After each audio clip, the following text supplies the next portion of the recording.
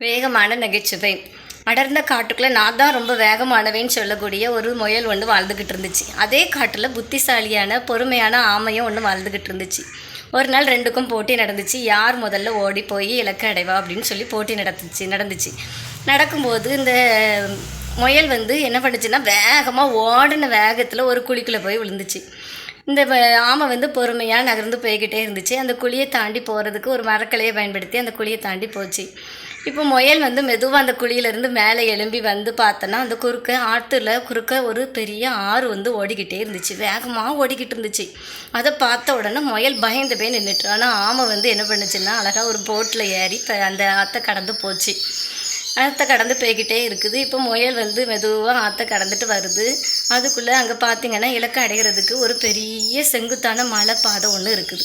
அந்த மலைப்பாதையில் அந்த ஆமை பொறுமையாக அப்படியே உறுதியாக அது என்ன பண்ணுதுன்னா மேலே போய்கிட்டே இருக்குது. இந்த முயல் பயந்து போய் நின்றுட்டு.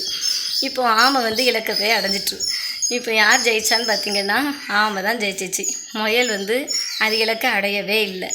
இது தாங்க வேகமான நகைச்சுவை. வாழ்க்கையும் வேகமானது தாங்க. ஆனால் நிதானம் ரொம்ப முக்கியங்க. நிறைய விஷயங்களை நம்ம கற்றுக்கிட்டு நம்ம வாழும்போது வெற்றி நம்மளை கண்டிப்பாக தேடி வரோங்க.